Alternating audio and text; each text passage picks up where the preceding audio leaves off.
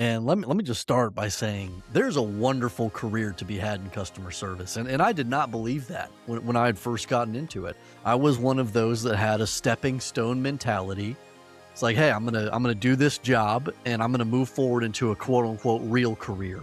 And goodness gracious, I'm just so happy that I through some great mentorship and some great circumstance realized that that is not the truth. And it has provided a wonderful and rich and rewarding career. Many of my best friends are in this space, and it has just provided highlight after highlight. There's been some lows, and you're going to hear them, but I just want to kick off to say, if you're wondering if there's a good space for you here to have a rich and meaningful career, the answer is a resounding yes. And I do love, Fred, that you're having this podcast with that theme to inspire the next generation. And there's so many great stories that are out there. So I'm excited to share mine a little bit.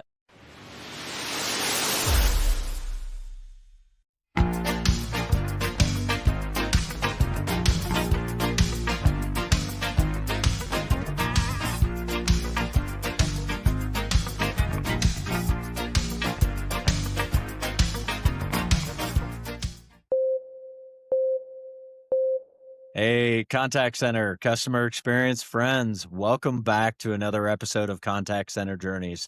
I'm super excited to be bringing on my guest, Nate Brown, the infamous, the famous Nate Brown, finally here. It's about darn time, Fred. What's going on, my About friend? damn time.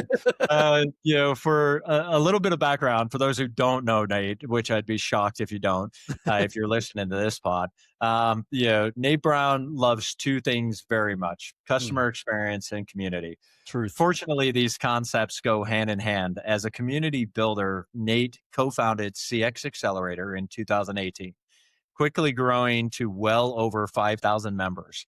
The vibrant collection of CX leaders is helping one another to maximize their career, accomplish remarkable things and services in service to others. So Nate also heads up education and enablement for Metric Sherpa, a research firm helping organizations to transform customer interactions. When not CXing, Nate is a competitive disc golfer, a certified pickleball instructor, a husband, of course, and a two-time girl dad. Welcome to the pod, Nate. Thank you, Fred. It's a pleasure to be here. Awesome. So as always, the intent of Contact Center Journeys is to inspire the next generation of CX and contact center professionals. And we do this through sharing stories. Yeah. Those people that came up in the industry. We all know somebody. Myself, all of our guests started, usually at the ground floor and worked their way up and into running running software companies, running BPOs, managing, multinational global contact center practices, or building firms, that help others around the space. So there's never any sales pitches in contact center journeys. We're not here to sell shit. We're here to celebrate these stories. With that, all we do ask is, if you want to use the content, it's free to use. Please feel free to clip it, share it out. Just tag us, tag our guests. You can find Nate everywhere, and we'll make sure that all of his information is in the contact notes. So without further ado, Nate, how the heck did you get into this crazy space? Certainly a great question. And let me just start by saying there's a wonderful career to be had in customer service. And I did not believe that when I had first gotten into it. I was one of those that had a stepping stone mentality. It's like, hey, I'm gonna do this job and I'm gonna move forward into a quote unquote real career. And goodness gracious, I'm just so happy that I through some great mentorship and some great circumstance realized that that is not the truth. And it has provided a wonderful and rich and rewarding career. Many of my best friends are in this space, and it has just provided highlight after highlight. There's been some lows, and you're going to hear them. But I just want to kick off to say, if you're wondering if there's a good space for you here to have a rich and meaningful career, the answer is a resounding yes. And I do love, Fred, that you're having this podcast with that theme to inspire the next generation. And there's so many great stories that are out there. So I'm excited to share mine a little bit. Awesome. So things kicked So off. I went to Tacoma Falls College in Northeast Georgia. I was studying to play golf. Turns out I wasn't quite good enough to make it as a professional golfer. I was gonna maybe do teach golf, go the PGA Tour, teaching route, those different things. But a lot of things happened in those days at Tacoma Falls College, and ultimately I wanted to pursue business, and I had a concentration in mind around marketing. Well, it'd be okay, much later that I got to use that, but found myself in Jacksonville, Florida, selling postage meters on the streets and knocking on strip mall doors and trying to get them to buy this little machine that stamped your envelopes for you. That was not a good idea. They gave me an experimental territory in a crime-ridden area of Jacksonville, Florida, and, I'm just lucky I I'm just lucky I made it out of there. I did not sell a lot of postage meters, and I did this thing for 11 months, almost a full year. I wow, was out there hustling around these postage meters, and I did discover though that the people that we had that were customers in my territory, I loved getting to go visit them. Hey, how are you doing? How can we serve you better? Was like, the mhm, question that was already kind of built into me and kind of discovered, yeah, that question is built into me. How can we serve you better? And that right, would really become a trademark question of my career. So as I realized I didn't have a future in selling postage meters in Arlington, I moved into a customer service role completely blind in Nashville, Tennessee. So we moved here, um, and just I got married, and we had a kiddo on the way, and was just trying to make it work in a new town where we didn't know anybody. And it took me a little while to get going in Nashville and find my feet, but I did, and it was inside of a company called Pure Safety, and it okay, was adult learning software. It was great software, and it was helping people to be safe on their jobs. So it was like helping these guys, mostly guys, to get their online course for construction and general industry card to be able to enter the work site. What was one major product that we had.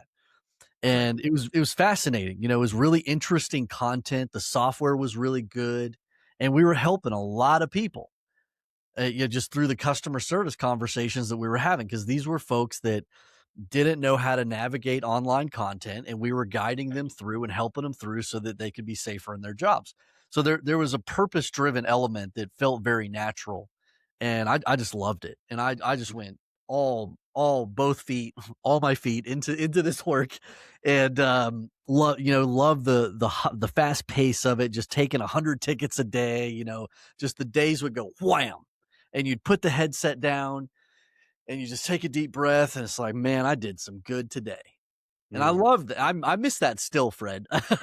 Just the simplicity and just the wonderful, helpful nature of that entry level customer service role was so good.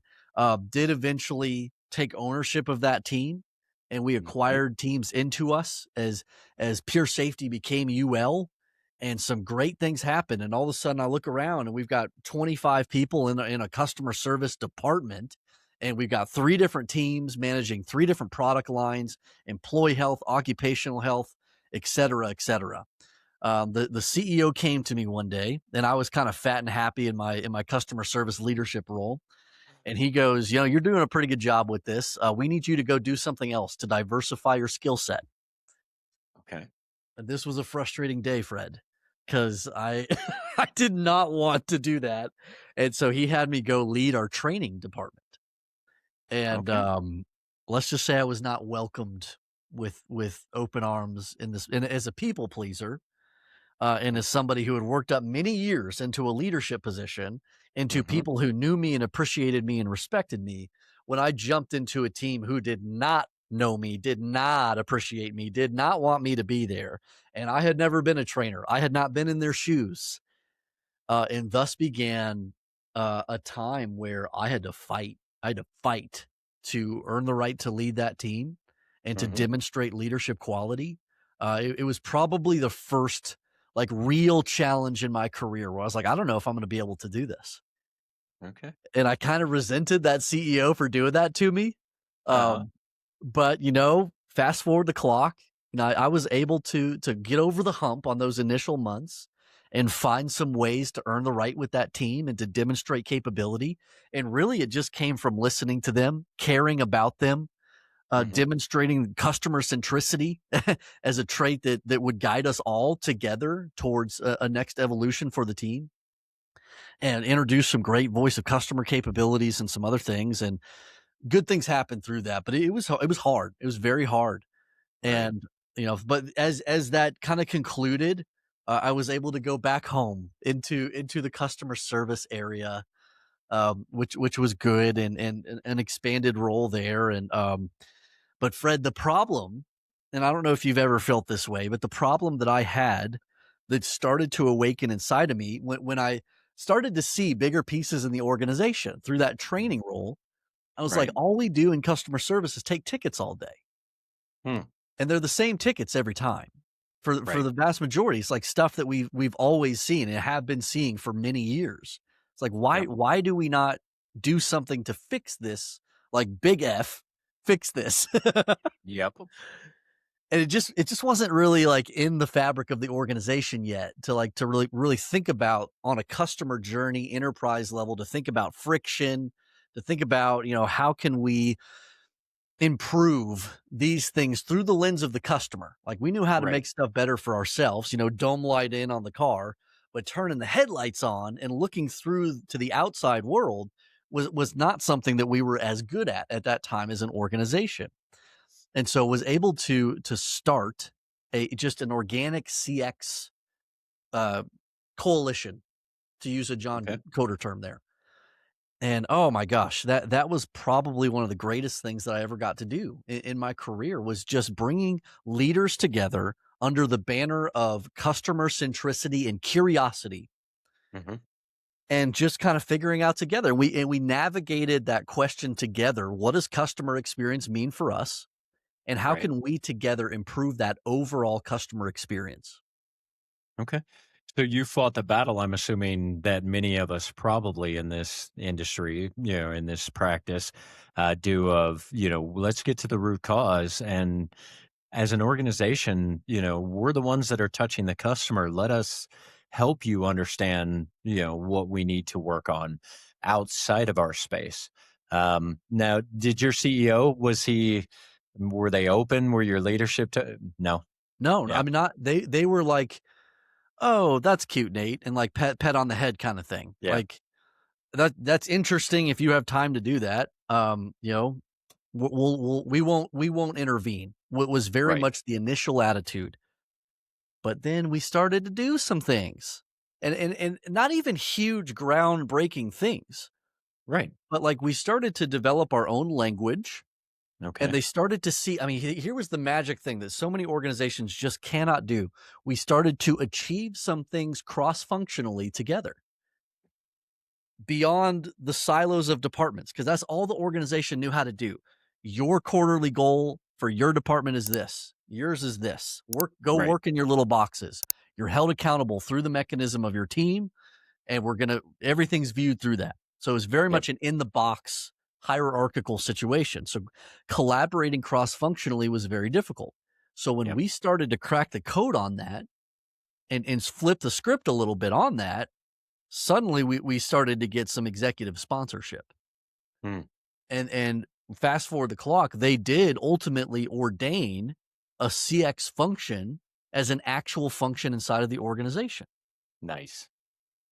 Now that took time. That's not something that happened overnight, but like No, of course there was not. a lot that we learned through that. And I mean, it was just a ton of fun. And I think curiosity was the thing that mattered most. I didn't come into that coalition saying I have the answers. Here's the Right. golden tablet of CX. Now, I did actually have the golden tablet of CX, and it was Chief Customer Officer 2.0 by Gene Bliss. I was Okay. just following that book like a Bible, but Right. but nobody else knew that. Like, I had the sacred text Of in my course. office. But Yep. at that time, I was smart enough not to come and declare that I had the answers and try to Yeah. get people to buy into the Nate Brown ecosystem, Right. because that wouldn't work. Funny enough, Fred, that's exactly what I forgot and then tried to do So so the coalition succeeded in a lot of ways, right? There were some changes in the organization. They actually made a CX leadership role and put me in it. Okay. And I did a terrible job Mm, in that role, because I became very territorial. I had a chip on my shoulder. I had something to prove to the organization that yeah. this new CX role is something that belongs in the organization. I felt like I had to prove that to everybody. Right. And I was out beating everybody with a stick, Mm, yeah. a CX labeled stick. Yep. And, and people just grew to hate it. Of course they Of did. Like, course. I did everything wrong. Yeah. It was the opposite of what I was doing right with the organic coalition of just bringing people together under that customer-centric banner and just Right. exploring together and having group ownership together. I lost that. Yeah. So It's not uncommon, man. I mean, I made the mistake, one of my early careers, leading with I mean, stick or carrot, right? yeah, We all make our choices and, yeah, when you're young, it's easy to fall into that trap.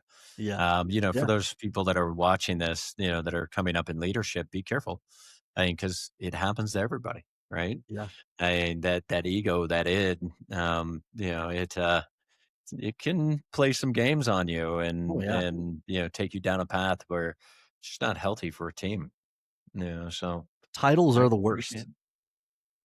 What's that? Titles mess you up. They mess with people's heads. They mess me up at least. Yeah. And as soon as I got a title of a CX leader is when shit went hit the fan. Right. So, I wanna pause and mention one thing, Fred. If you're a contact center leader Mhm. and you feel stuck in your organization labeled as a contact center leader, which by the way is very normal that that would happen. And there's a Absolutely. whole bunch of reasons for that, and we're not gonna go all through those. But Right. but you don't have to sit and wait permission to start Yeah. doing more enterprise level CX stuff. Yeah. Start helping your organization in areas of voice of customer, in areas of friction reduction, in areas of developing customer community. There's Mhm. all kinds of things, and a lot of them are kinda have a marketing bent to them. So Yeah. become good friends with your marketing team, and the other area to become especially good friends with is your IT department, Yeah. Absolutely. because you're gonna have to prove the value of the work that you're doing, and you're gonna have to have data and digital ecosystem around the changes that you wanna make, and your IT department is either gonna be your greatest enemy or your greatest ally in your ability to experiment and do fun stuff. Yeah. Yeah. And I would add the product team. If you Yeah, have access and depending on the type of organization, right? yeah, Because there's so much of the voice of the customer can lead to product improvements that true. even the minorest change, the simplest change, right, in a product can dramatically reduce the number of interactions inside, the contact center side. Yeah, So yeah, I mean, absolutely. Well, and you're talking about cross-functional relationships, right? Which mhm, nobody teaches. mhm, Yeah, I mean, I don't know how many centers you've walked into and they actually have leadership and guidance around, this exactly back in the box, go. Yeah, this is why I argue, contact centers are still cost centers to most yeah, C-suite. They yeah, just are. And they can talk to the journals about how the customer experience is going to lead our differentiator, but then mhm, they go back and they do the same stuff, right? yeah, yeah. No, proof is in the pudding. I mean, if you look at Always. when executives started getting their hands on AI a couple years ago, what's the first thing they ran to go do? Reduce cost in the service center. Of So course. we never quite got over that like the customer service center is a cost center mentality. No. And you got to do some special stuff as a leader to demonstrate to the organization the true power of strategic interaction. Yeah. And I've got stuff written on that, Fred. I know you have stuff written on that. I have successfully helped organizations to have the aha moment of, "Oh my Yeah. gosh, this is Yeah. how we make money." Yeah. Yeah, it's not just churn reduction, right? I mean, Oh, it's, no. cross sale, Share upsell, wallet. lifetime value. Yeah, When people all that. talk about NPS, I think a lot of people want to equate that to, how many people is that individual telling and Yeah. recommending, to go Mm, buy. That's not the reality of it. I mean, it really isn't. And we try to put measurements as best we can around it. I yeah. mean, but like you said, this is stuff we've lived and breathed throughout our career. Not Um, easy, but possible. Yeah, So on it's on the narrative, so I was failing as a CX leader inside of the organization, and I had a mentor who came to me. She had, Debbie from out of town. She was a part of this amazing executive leadership program that I was blessed to be a part of a couple years earlier. She comes to visit and she checks in on me, and she's like, "You look like you're exhausted. What is going on?" And I'm like, "I'm fighting everyone. I'm fighting my peers. Like every day is a battle." And she's like, "Dude, why? That's the worst situation you could put yourself in. Like, go do battle with the competition out there. Like, why would you be at war with the people in this building? Like, Nate, you're a community builder. Like, you love people. Like, how did you get here?" Mm, And it was just like, oh my gosh, the layers of misconception that I had formed just started mm, falling away. And I realized how poorly I had been doing that job. And so I finally got to go back to the question, how can I serve you better? And like yeah, that was the day where I was just like, I am so sorry. I have stolen CX away from you. I tried to I tried to make CX about Nate Brown is the mm, worst and dumbest thing I could do. CX is a gift to all of us that we get to accomplish together. It's an outcome that we create together. Otherwise, it's just not going to happen. right. And started bringing that language and that mentality back into the organization. So felt good about how I was able to finish that role, as it were. And then finally, after 12 years inside of a wonderful organization of UL, in which I learned so much, still have wonderful friends. So grateful to that organization still today. Made the decision to jump into the startup world. Okay. So yeah, from a 12,000 person organization born in the 1800s to employee number 8 of Officium Labs. And it was a wake up call, Fred. And I could tell you some stories from those initial weeks that are just so funny. And every startup founder is like, "Yeah, I know exactly what you're talking about." Oh, yeah. I did it, and it was just an absolute wake up call to me. I ended up on site, boots on the ground. Day 2 of my employment of Officium Labs was at Warner Brothers Games, and basically told like, go figure it out, like go be a consultant here, and and I ended up loving that. So, like, initially, I was like, "What is going on? This is insane." But then, Veronica Rose was there, and we had these unbelievable people inside of Warner Brothers Games, and they were doing these great things. And I had such an honor of getting to be a consultant inside of that Mm, organization and for others. Sunbasket, hey, Brett, if you're out there, just got to work with some amazing people as a consultant and just coming in and helping to light a fire and mm, establish some urgency and some excitement around customer experience work. And guess what, Fred?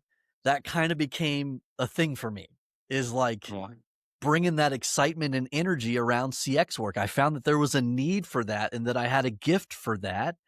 And mhm, and that's something that I'm really aspiring to do more and more today, is to come in and help to wake people up and help yeah. them to realize how unbelievable this work is and what an honor it is that we get to do this. Mhm. I want to double click on something. So, I had a similar experience. My first software, as you know, I started as an agent, grew into leadership, or I ran centers. Um, and the first software company I ever joined, I get a phone call probably about 2 weeks into the company, and I was a client for this software company before I joined them, and they brought me on to build out a whole training Amazing. program for the software company, right? And I get a phone call that I need to be on a flight to head out to California for a client Yeah. that needs training. They're just going live. Little did I know the client was actually down hard. And you remember back in the days of premise, there was no like, this portion is up and there's no redundancies. You've got a literal for you server in a closet, oftentimes with makeshift air conditioning, to run the whole center, and the Oh center was my gosh. down. Wow. And, I was sent on site to do training, right? But what I realized, retrospectively, is that coming out of running contact centers, we are exceptionally good at putting out fires because Yeah. that primarily is your job, right? When you're running a center, Yeah. you're running around with your hair on fire or your ass on fire, depending on how bad it gets, trying to put out as many fires as you possibly can, as quickly as you can. And you learn to manage people expectations, talk to your teams, and really work through those situations. So if you're out Mhm. there and you're managing a center right now, let me tell you that skill set Yeah. that will serve you for the rest of your life. If Mm. you're good at True. managing a center, you can manage anything. It's why we often refer to it in the industry as the call center MBA, Love because that. you learn how to manage people at a layer. We were in our 20s managing how many people, and Yeah. Could be hundreds. yeah, the hundreds, Yeah. literally, and direct reports of 10 plus, and you're in your 20s, right? Wow. HR, KPI management, Yeah. cost management, I mean, all the things you learn from a center. But you Wow. just reminded me of that you stepped in there, yeah, into a startup.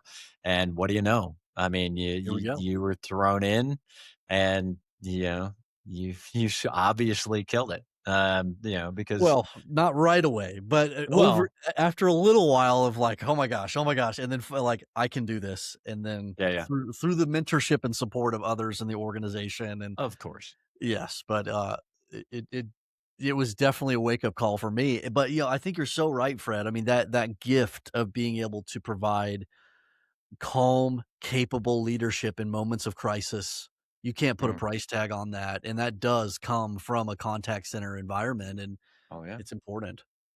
Yeah. Some of the best leaders I know, at one point or another ran a center. Yeah. Um, yeah. Anyways, I digress. All right. So you're consulting. Yeah. Buckle You're me getting into your the feet yeah. wet. Yeah. Yeah. COVID hit.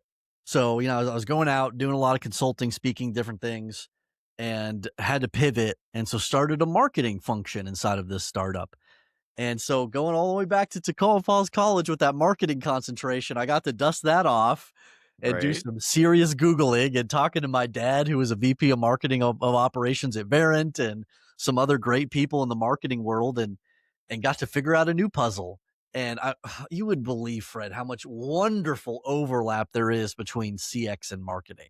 I mean, it's just wonderful when you think about the formation of the promise, the voice of customer generated promise. Like, what are we going to do out in the world to serve these customers? And then being able to back it up with the Right. delivery of a great experience, and learn through that entire process, and then evolve the messaging, evolve the promise, evolve the way that you're connecting to your customers through marketing messaging and the delivery of the experience. I mean, it's just it's things that should have never been disconnected from each other.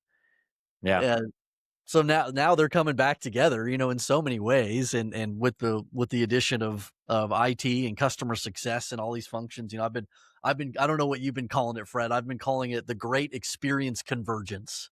Mm, I like it. I But like it. yeah. I generally talk about just the employee and the customer experience merging. Oh yeah.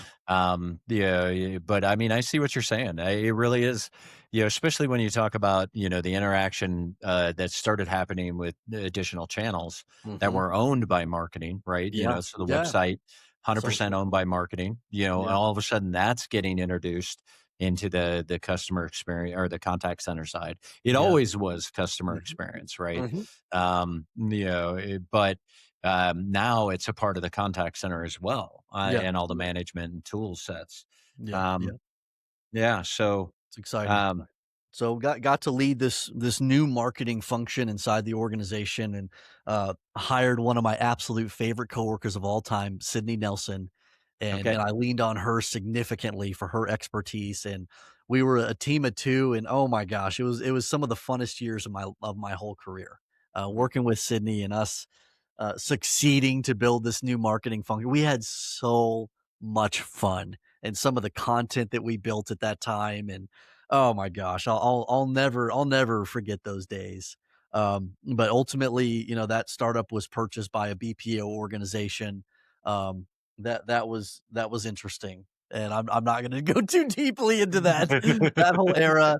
There was some additional lessons that were learned and some things, and some growth did happen in that time period. But you know, uh, it was also the things started to change in that time period for me too, where I started kind of losing my path in terms of Okay. what on earth am I doing? Like Right. it was so clear at UL who I was and what I did and what I stood for. Like it was widely known. And then, was able to carry that into the initial era of that startup organization and still kind of forming that with a consultant lens. But then Right. with the marketing thing and then with the BPO acquisition, and I'm now acting as an evangelist for a BPO, but I don't actually have that title. I don't know how to be an evangelist. Why am I working in a BPO? A lot of things started to happen. And Right. I'm looking around like, what the frick am I doing here? And what do I do? And who am I? And Yeah. everybody else was thinking the same. So Like, it was a weird time in my career, Fred. And I didn't ask for any of that. Like it was just one of these right. things where, I was dealt cards. And if I wanted to stay there, then this is what I had to do. Right. Um and so the day came where that ended. And it wasn't long ago. And I was kind of left sitting there like, I have no idea what I want to do right now. What am I Yeah. going to do? And was able to do some consulting, and that was kind of nice. I am definitely not a solopreneur, and I never will be. Like that was made very clear. Yeah. I don't want to create the Nate Brown business. Like it just Yeah. isn't me. And I, Yeah. I want to work with people that I love and care about, and that we have a like-minded purpose, and we're building something together. Like I want to work inside of community. Yeah. And so thank goodness for CX Accelerator, which has been happening this whole time Yeah. and has been giving me a lot of life and a lot of continuity and a lot of encouragement this whole time. Yeah. It's just been there, and it's been so important this whole time. So I'm realizing I want to do more in terms of community development and these things. And I thought that I could find my path back to a UL type situation, and Right. so I took a job developing a new service center in the music industry, and Oh, that ended up being just awful. It was just awful. It was not like UL, and it was not the same type of people, and it was not a good environment for me. And there was a lot that was learned very quickly in that yeah. tenure. Also, there were some amazing things. I mean, we built a cool team. um, and I was able to apply a lot of the knowledge that I had earned over the years to do some cool stuff very quickly, but it was not the place. Yeah. So that was made known. Um, so then, it was kind of like, all right, that was not it. I'm not going to go back in time to a UL situation. That genie's out of the bottle. Right. So how do I move forward? And it was Justin Robbins who had a good answer to that. And so I'm talking through so much of this with him, and he's just getting more and more excited about what we could do together through Yeah. through Metric Sherpa. And ultimately, he had been cultivating for a few years and waiting for the right time to relaunch his independent analyst research firm of Metric Sherpa. Yeah. And he could see that the moment was very good to where I could then actively participate and Right. build that alongside him. And the last year and 3 months has just been unbelievable with that opportunity right there. Um, Yeah. have we It's made been it? No. Have we figured it all out? No. Have we done some cool stuff in a short period of time? Heck yeah. yeah. Yeah, Yes. it's been fun watching you guys. I've really enjoyed it. Yeah, from the outside looking in, and I appreciate what you guys are building. I mean, to find practitioners building a analyst firm in the right That's it. way. I Yeah. mean, come on, we've been Yes. missing that piece, for a long time. So I appreciate it. I mean, Justin has such a vision, and he's unlike anybody I've ever met or seen. I mean, just his aptitude for the space, his drive, Hmm. his competitive, like, there's so many things that an entrepreneur needs that he has. But then also this community builder gene and this kindness and this Yeah. love for the space. He's unlike anybody I have ever met. Mm. So it has been a true joy and honor working under him, learning from him, trying to make this evolution into an analyst to some Mhm. degree, Yeah. but also, I mean, that of an educator. I'm getting to train. I'm still getting to consult. I'm doing a lot of different things right now that I feel like are leveraging my gifts with more freedom than I've ever been able to do before. Yeah. And so I'm just excited for 2026 to see how that progression continues and how I can continue to develop those gifts, continue to get people excited and activated around customer experience work. Yeah. Yeah. I love it, man. That's awesome. So, I mean, to basically recap, you, like many of us, started on the phones, Yeah. fell into the industry, didn't expect to be here, and through time and mentorship and again, what you said, curiosity. Yeah. You really became all the way to the point of where you're at today, which is a known, very well known person in the market, and not about you being known, but building a brand for yourself is absolutely essential because in all of our stories, we run into moments where we need that network. We need our brand to stand out. And, it's absolutely critical, for support, for help, for guidance. And we don't Yeah. have all the answers. So, um, yeah, it's an awesome story, man. I appreciate that, Fred. And it's not even halfway done. No, and that's Plenty the of funny time. thing. Like, if you were to look at my life right now from the standards of traditional success metrics, you'd be like, "Oh, that dude sucks." Like that dude's an that dude didn't hasn't won. No, I haven't. First of all, I'm not out here to try and quote unquote be successful. Yeah. Like I'm out here trying to help folks, trying to elevate this work, trying to use my gifts, trying to truly help other people to find meaningful work in this space. So, like, Yeah. that's the objective. Does that make me rich? No, Fred, that does not. Yeah. I'm not saying they're Well, mutually exclusive, but for me, exactly. this has not been a path to significant wealth. And again, I'm not saying that those things are exclusive to each other, but that Yeah. just hasn't been the case for me. Yeah. And as you look and you think about the whole personal branding thing and having, an established network in the space, now I am proud of that, and I do really like and there's a lot of value that does come from that. But I'll Mhm. tell you, Fred, and I know you've seen it too, the more that somebody sets out with that as an objective, the more it's not going to happen. Yeah. Well, I mean, you can sniff out a fake a mile away, right? Even on social media, you can tell when there's an agenda. I mean, you can always tell. Yeah, Yeah, it's yes. I think in defining success is the key, right? I too, this is my fifth startup, fifth, and I've yet to have that big exit too, but I've helped a lot of people. you I have. mean, and you have too, and, I mean, the beauty for me is I get to look at, folks like us, and I believe we have a greater success story because I sleep well at night, I'm sure you do.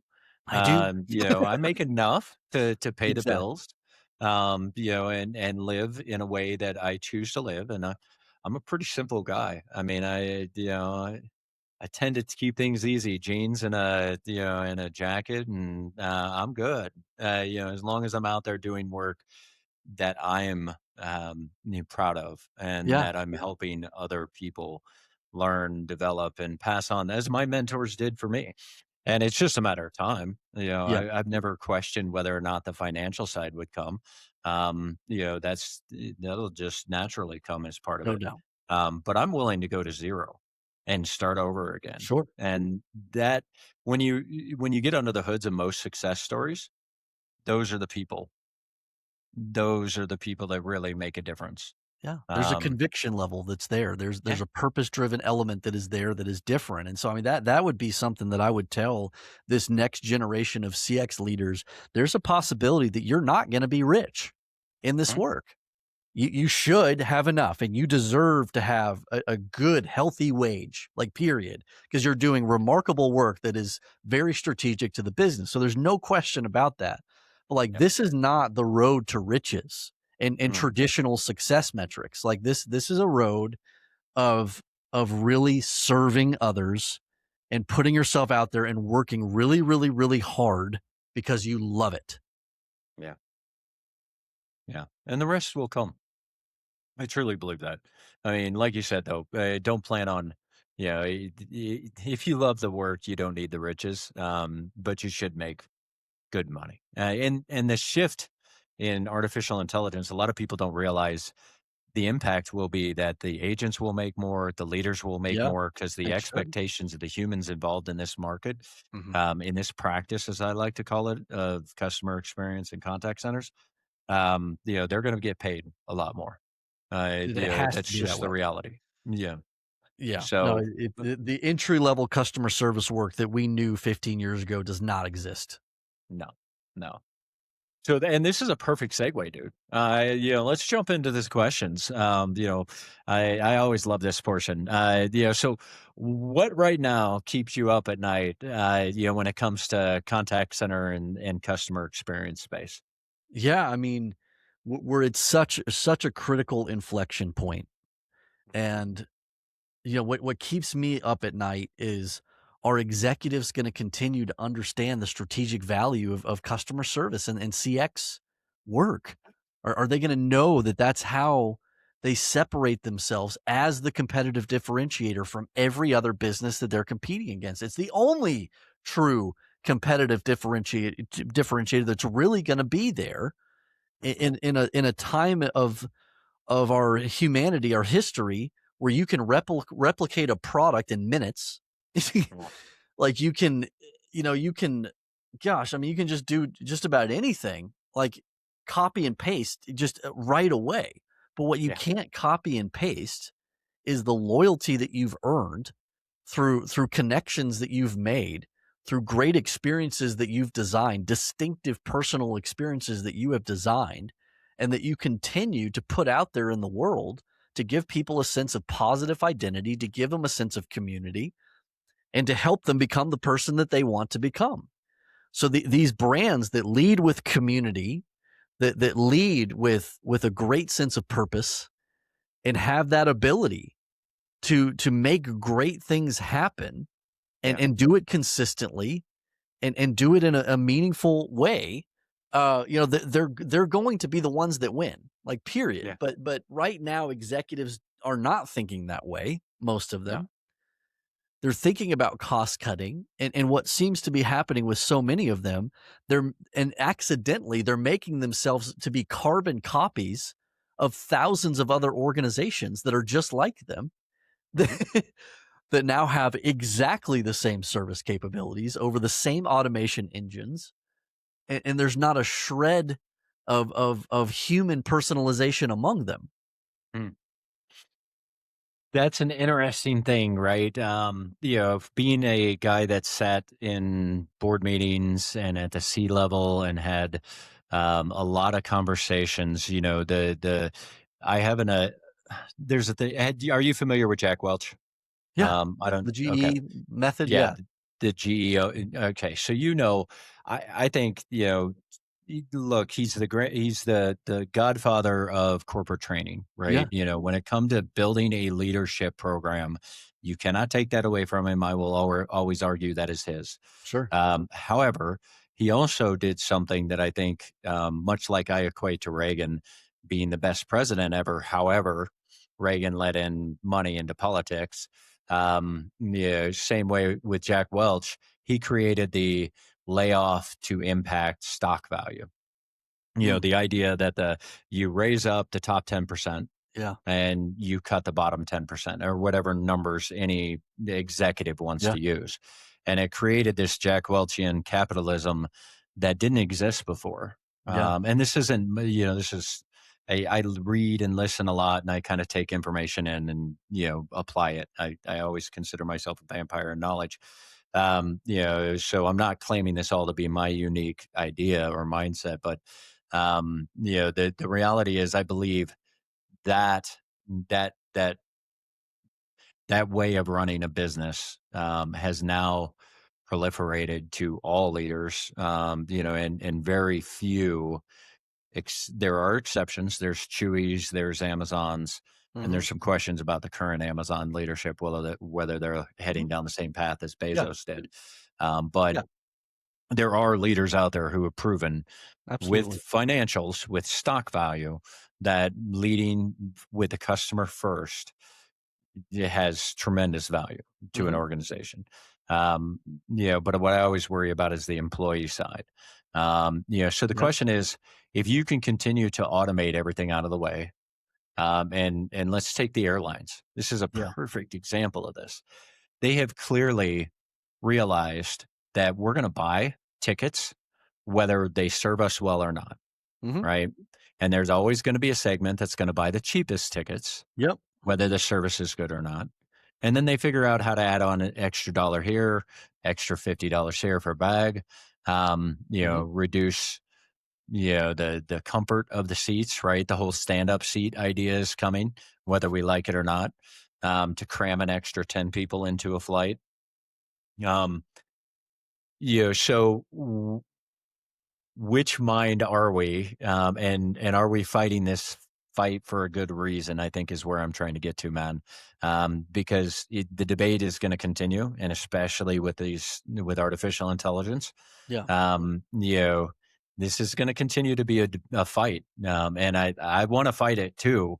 I'm just like you. I've always believed in employee first led yeah, organizations, followed very closely by the customer. mhm. But with the same outcome in mind, right? What's your thoughts? I mean, is this a battle? I mean, clearly you're fighting the battle, so you believe it's winnable, at least Yeah, in some instances. mhm. But we're fighting against basically Wall Street. Yeah, I mean, The quarterly revenue shareholder model is the antonym of great long-term customer partnership.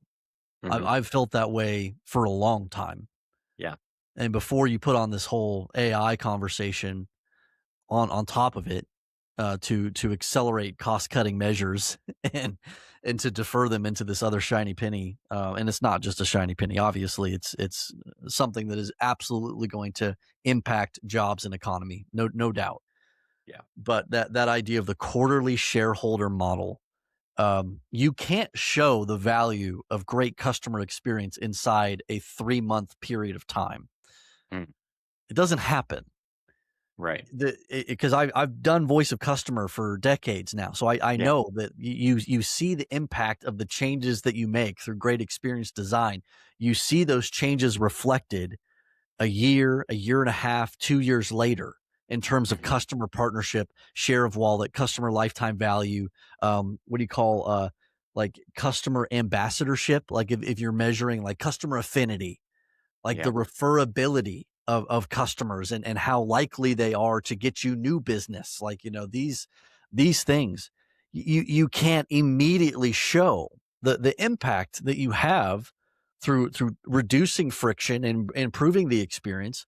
The yeah, ROI is there, but it happens later. So it requires an executive who has a longer term view, who has more patience, who has more freedom to operate yeah, than an executive who is bound to the immediate reflection of value yeah, from an initiative. You mm, can't squeeze CX into that. It's just not going to yeah, work. yeah. And I mean, I have some empathy for executives because, I mean, they have a fiduciary responsibility Sure. to do what's right for the company, right? And for the organization. The unfortunate reality is, though, the expectations are that, again, like you said, immediate delivery of results.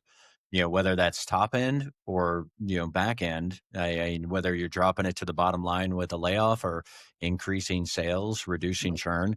But and none of the stuff on customer experience is like that, right? You don't No. notice it until those changes are implemented, measured over a long period of time, tweaked, and finally you start to see the outcomes.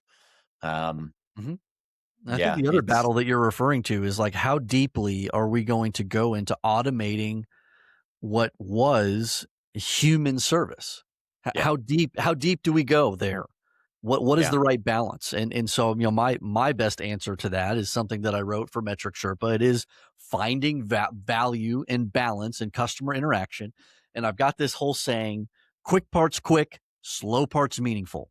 And Fred, yeah, you heard that when we were together at Call Center Campus. Is that idea of, yeah, yeah, let's automate these areas where the customer would expect it, where it's just friction, it's just time wasted. Like we got to be better knowledge curators. We got to let the automation engines take care of a lot of that knowledge curation capability for us, surfacing really capable, great summarized information.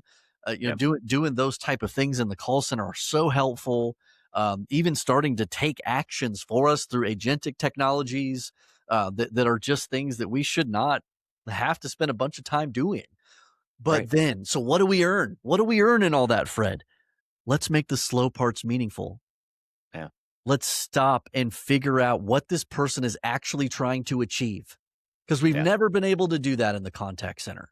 It's mm, it's always been the ticket, and it's always yeah, been about resolving the problem so that we can make right, them go away as fast as possible. yep, That's what a good contact center used to do. That's not it anymore. Now it's right, it's about, okay, like we have effectively created a self-service ecosystem that is so good that if somebody has a ticket, if somebody has a problem, they're going to be able to resolve that very effectively. There's a great experience over there.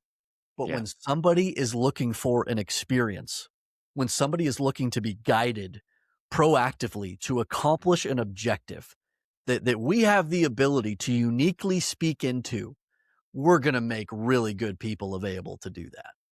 yeah, And there's going to be some sharing. Like, I'm not saying that's a one interaction here, one interaction here. It could be that I'm calling you, Fred, and I'm thinking about that stand up plane ticket, and I've got a problem. I had a knee surgery a couple weeks ago. I didn't know I was buying that. I didn't understand that I was buying that. I have now purchased an airline ticket where I'm going to be standing for 3 hours. I'm physically incapable of doing that. I went through the self-service portal. I figured out what my options are. And I know that I could upgrade that ticket for another $35 and I could do this and I could do that. But now I'm just trying to figure out what does it even look like to have a stand-up seat. I need to talk to somebody about this. I mhm, just want to understand the situation. And that's where Fred right, gets to come on. Hey, here's why we're doing this. Yeah, we yeah, we really value you as a customer. We're actually trying to make better options for more people so that you can get where you need to go. Like we want to be yeah, the provider that makes that possible for you. yeah, yeah, and that, yeah. I mean, I'm with you, man. I think we've got to. I like the idea of figuring out the balance. I think the reality is we try to force agents to provide all this empathy in a situation where most of the time I'm a big believer of the client will tell you. Yeah. If the client wants self-service, give them really good self-service. Yes. As a matter of fact, most of us just want our products to freaking work. Yes. I mean, that's all we want. It's like Amazon. Amazon is a perfect example. It's not Yes. because their contact center practice is, I mean, don't get me wrong, they're good, Yes. but it's because their product delivery same day, 24 hours, It works. 48 hours, anything you want, exactly when you need it, including, I mean, now even groceries. And I mean, it's convenience. That's their product. And they're so good at it. Yes. And they built all the infrastructure to do it so well that when's the last time you called customer service for Amazon? Well, so I use Amazon daily. Yeah. Me daily. too. I have not tried to call them in 3 years. That's There you go. unbelievable, and I'm It's somebody that likes to call. yeah. I'm not Yeah. afraid to pick up the phone when I need No. to. No. I've just never had a reason, you know? Yeah, I mean, there's been a couple times where I had an item that was defective, and I Mhm. went and found the order on my Amazon account, and it asked, "What do you need to do?" And I said, "I need to do this," and then it did this. Yeah. And that's been for years that it's been doing that. Right. Yeah, I don't remember the last time I've talked to anybody at Amazon. Yeah. Yeah, it just goes to show you. Yeah, I mean, in the end, give the customer what they want, how they want it, and do it well. Yeah. And during the times that they need, a live human, you better damn well make sure that that Uh-huh. human is fully capable of and high empathy and Yes. problem solving, and it's a different level of agent. And I think all of our Yes. current agents out there, if they love what they do and help customers, They can they make the need to jump. start skilling up on Yeah. the all kinds of things. I mean, I hate soft skills. Let's call them human skills. Sure. I think they need to start skilling up on those things because there's Yeah. a great opportunity out there for it. We're Yeah. still going to need it. No, I mean, I I like I like the concept of a proactive guide, and a lot of that comes from Building a Story Brand by Donald Miller, but it's that concept. You got somebody that doesn't even know a question to ask. They don't know what they don't know. They need to be right, guided. That right, self-service is gonna be really hard for that person.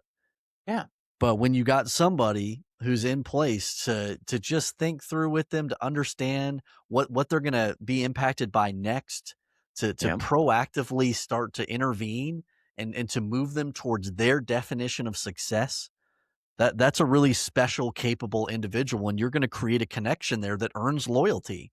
yeah, absolutely. Yeah, and loyalty still exists. I It mean, does. again, yeah, look at Amazon. And the two favorite I always use Amazon because they're very front end and then Chewy is very back end. I mean, anybody who's ever called into Chewy knows that those people, they actually want the agents to spend time with the customers Yes. and really help them. And I mean, yeah, I've never heard, and not saying that there's not disgruntled customers out there with Chewy, but I personally never heard anybody say anything negative about their service. Yeah. I haven't either. So and I mean, we spend our time talking about service. So you would think somewhere along the lines we would have heard something. I mean, again, not that they don't have customers that probably don't like them. Well, there's great Um, contact leaders out there, Fred, and we know them. Jeremy Hyde, Sun Country Airlines. yeah, I mean, talk about somebody that's finding the balance and finding value. He's got a unique way that he's doing BPO, in a brilliant sense. He's got significant automation capabilities, but they feel very personal and very human. mhm, And then he's got an unbelievable staff of human agents that he is cultivating and upskilling all the time in remarkable ways. So like there's yeah, an airline, it's an airline, still a hyper competitive market. You know yep, that he's under the gun with margins and this and that and the other, and he is still finding a way to demonstrate the value of great service and navigating these balances and yeah. ultimately coming out on top. There you go. And I've flown them. People giving Good. them a hard time. I actually always enjoyed the flights. Mhm. The sandwiches. Anyways, I digress. It Let's it get is what it is what it is. Like, it's what you should like, they don't set false expectation. yeah, yeah. You get exactly what you know you're paying for. Yeah. And okay. So that conversation keeps me up at night too. I mean, that's one of those that does it really? And I think you have to ask yourself, am I fighting a winnable battle? And Question. we know it's good, we Yeah. know it's right, Uh-huh. but is it winnable? You still have to be able to win to fight Yeah. that battle. Yeah. And I do believe absolutely there will be a period of time that we're going through right now where it's going to be tough. And no matter what we do, the boardroom is still going to make decisions that are Mhm. not going to be in alignment. However, I agree with you on the other side of this, you will have to have that customer experience dialed in Mhm. to really separate yourself from the rest of the brands. Because once you automate everything else away, then you're right. The only differentiator really is, what does your customer think about when they think of your brand, or do they think about your brand at all? Do they say, well, I'll just go to Amazon and order it then? I can get it here same day. Why would I bother with these people? I'll just get from someone else. Yep. So, um, all right. I want you to grab your crystal ball, and And my yeah, give wallet. me. So, in 5 years from now, where do you see? Hey, Have a mystical close, timer. There we go. close. In 5 years from now, what do you see? Where do you see this space at? People, technology. Where do you see us in 5 years? Yeah, so the great experience convergence is absolutely happening. Okay. There won't be a CX function. Okay. There'll be some other word for it.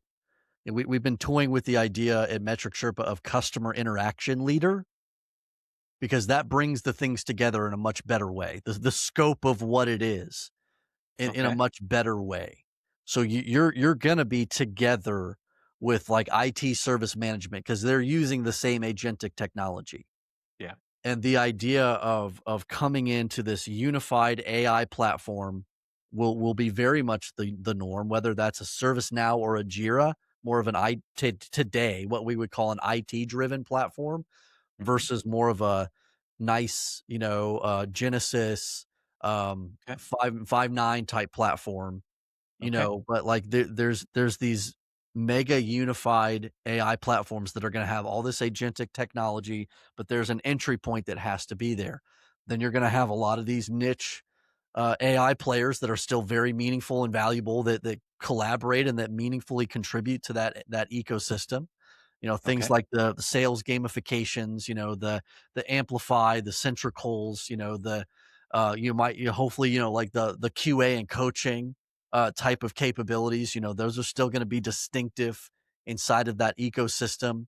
But Okay. you're going to be just able to accomplish so much. And I love thinking about, and this was introduced to me, years ago by Jonathan Schwartz. But if you think about your relationship to the brand, it's kind of like Jarvis and Iron Man, right? Hmm. When Iron Man is trying to do something, he just is Jarvis is just there. And Jarvis is the interaction portal in which Okay. he's interfacing with all these different brands. So we as a consumer are going to have kind of that interaction portal, that Jarvis type of thing, and Right. I think probably, that's where these iPhones are going to end up kind of going. That's going to kind of be our entry point into the agentic capabilities of all these different brands that we do business with. This is going to kind of be our Jarvis interface outward. Then the Okay. brand picks it up and they're like, "Oh, okay, so you're trying to achieve X thing. Great. We can absolutely help with that. You got to think about this. You got to do this. Here's this data. Here's this. Here's this thing. Blah blah blah. Boom. I'm now being equipped with all these great insights and this proactive intelligence that helps me to accomplish that thing. Okay. But then th- if we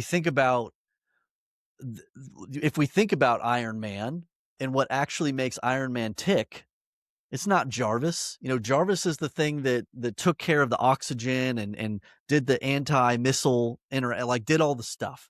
But why does Iron Man care so much about saving New York City and Yeah. sacrificing himself for him? Like what instilled that inside of him? It's Pepper Potts. Like Yeah.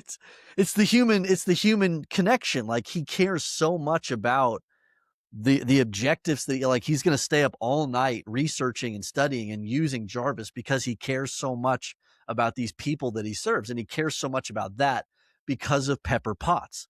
So I Mm, think about the Pepper Potts brands of the world, the mm, ones that Jarvis is there and is helping with all this stuff that has to happen in order for us to focus on our ability to serve people.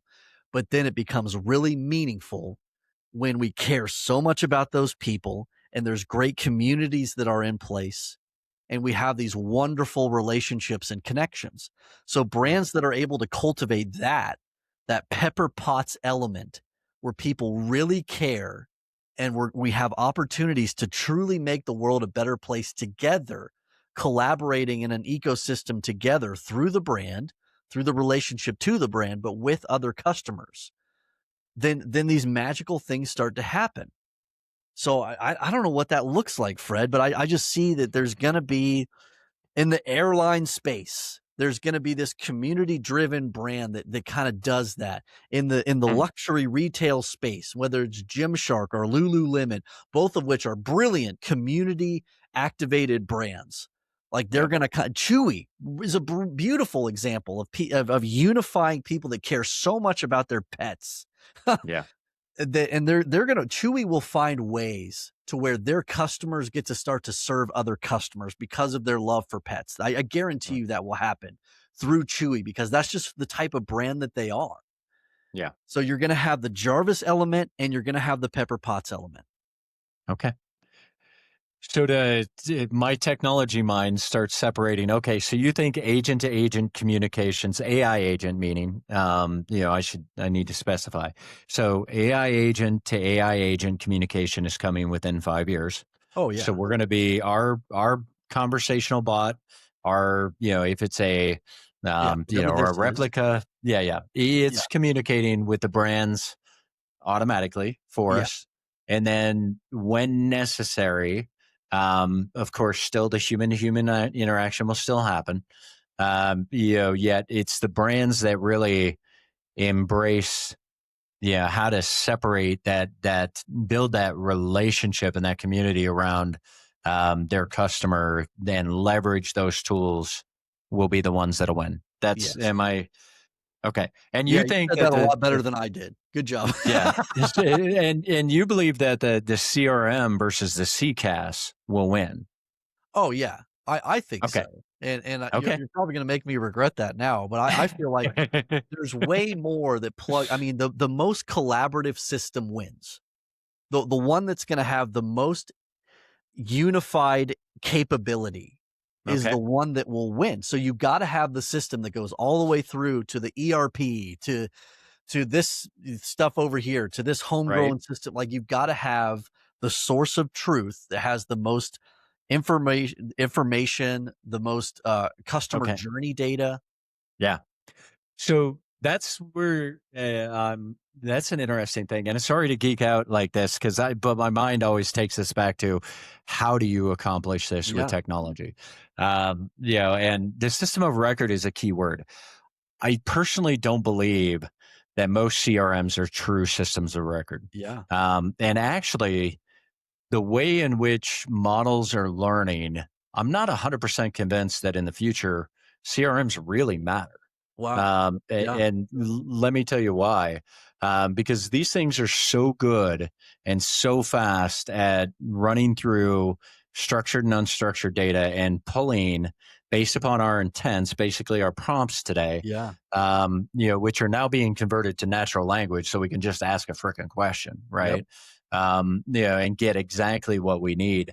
I'm not fully convinced that it's necessary to have this structured database Wow. called a CRM. Yeah, That for the future, I mean, they're already working on new forms of browsers that are AI based, where you just really chat or talk, yeah, and you get exactly what you need in front of you. right. And you can manipulate depending on how let's call it prompting because that's the word that we use today.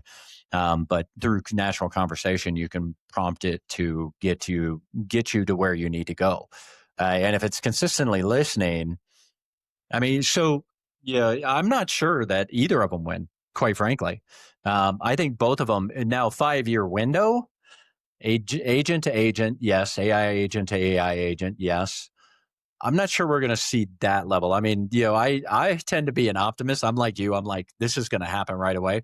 But I've learned from being way ahead of the curve many times that our industry is terrible at adoption at Well, mass. So we've got, did I lose you, Nate? Oh, you came back. that Okay. was weird. Yeah, sorry about that. I don't know what happened. That's okay.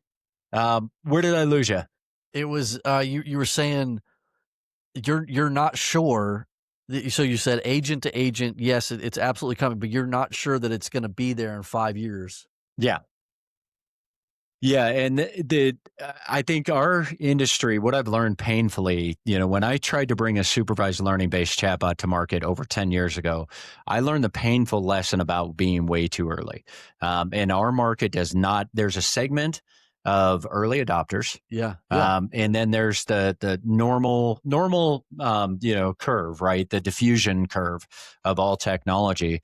We've got a very small early adopter, and then that curve is very long before we get finally to the laggards. yeah, Now, with AI, the interesting thing in this example of technology, over 90+% based on the last couple of articles I've read, both of them have said one was like 96, one was 93, that percent of contact centers have adopted some form of AI.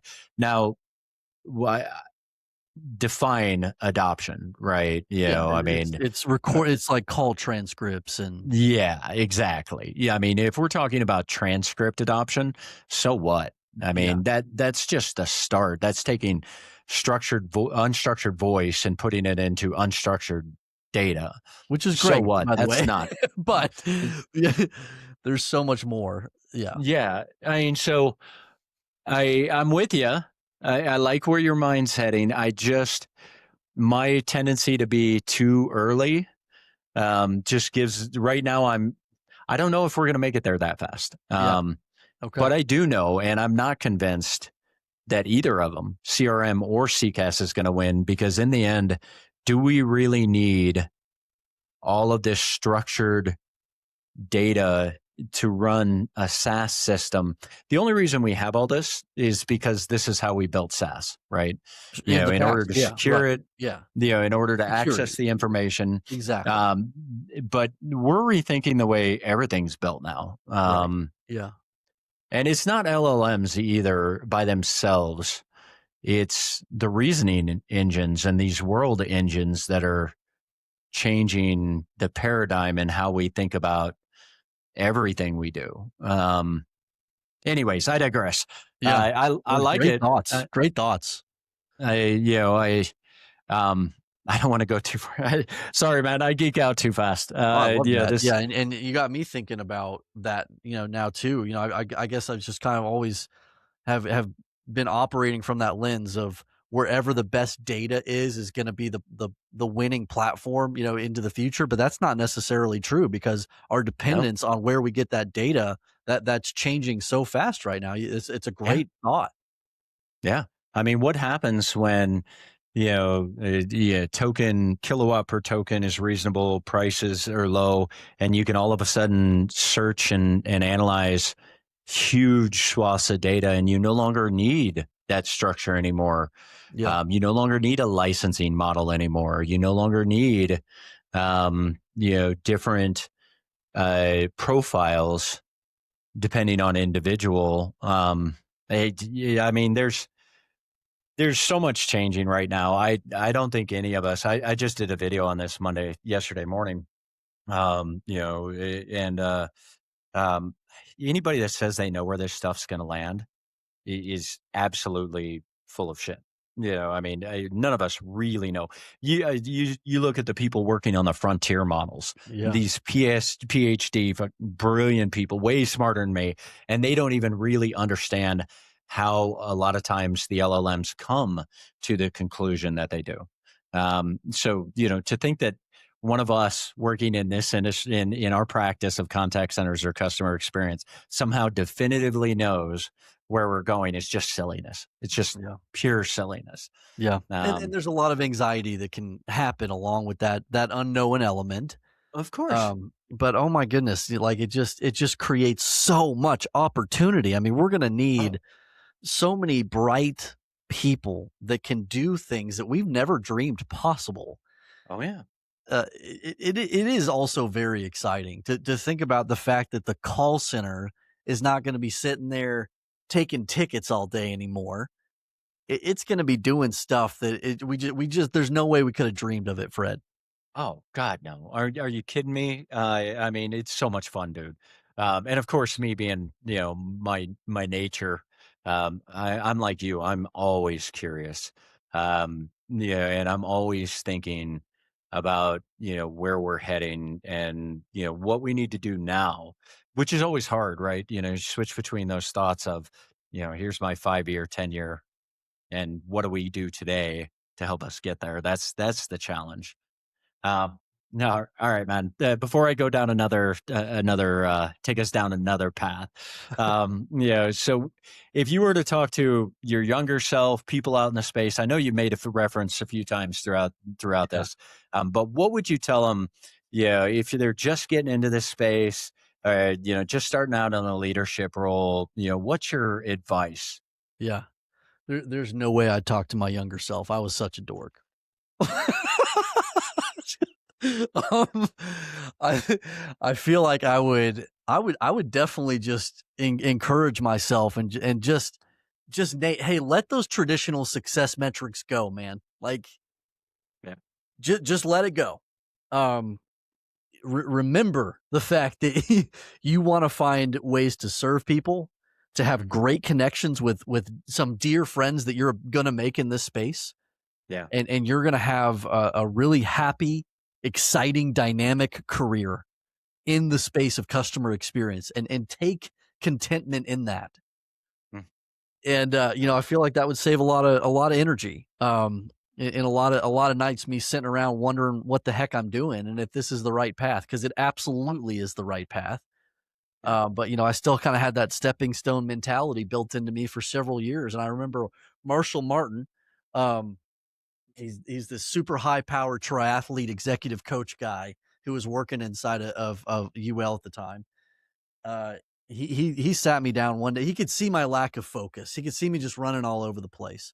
And he said what I would have said to younger Nate. And he said, dude, you need to develop some freaking focus, man. He's like, look at an Olympic athletes, and like they go all in on one discipline and they become the best in the world at that one thing. He's like, yeah, I need you to do that on customer service right now, Nate. Become an Olympic athlete of customer service. mm, And it just blew me away, his passion and his energy around that. And I did, like, I sought to do that. I sought to yeah, become an Olympic athlete of customer service, yeah. and that changed my trajectory right there. So I'm very grateful to Marshall in that moment. He said what young Nate needed to hear. Well, I mean, let's be thankful that young Nate actually listened, because I know young Fred didn't listen to anybody until later. I had amazing mentors too, and I'm blessed. I mean, I'm Awesome. half joking, but in reality, I don't know that I'd want to talk to my younger self, because I know I wouldn't freaking listen to myself. That kid's such a punk. And I'd still go out there and learn my freaking hard lessons the way that I always Uh, have to do. yeah. Even though despite I should listen. So there we have it. So one last thing, Matt. If you could recommend anybody, who would you want to see? What person out there would you want to see on contact center journeys? Oh, easy. I could list for day. There's two that immediately come in my mind, Fred. You gotta Okay. have Erica Marois. Okay. She's the best community builder I've ever been around. Okay. What she has done with ICMI and just her as a person and her wisdom, her ability to connect people and get people excited about the work they're doing. She's one of a kind. So you got to Okay. have Erica, and then Matt Lyles.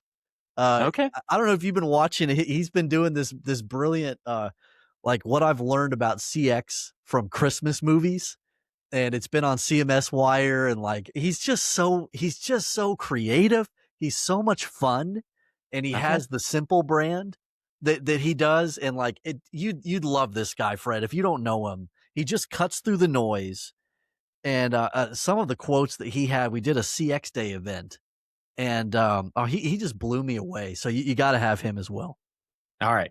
I'm going to ask you to do some intros for me, I though. will. I will. So I mean, if it comes from you, man, I love to hear their journey. So dude, I appreciate you. I appreciate your Ditto, Fred. style. The way you do things. I love what you guys are doing at Metric Mm. Sherpa. CX Accelerator. Dude, just keep being you, man. Keep killing it. It's all I know to be. I'll try, my friend. Thank you, Fred. You've done so much in this space. You're disrupting in a very positive way. We're all grateful for you. Thank you, man. I appreciate you. And I appreciate all you watching this. Again, use whatever you want, cut it up, just tag us, and we'll see you on the next one. See you, everybody.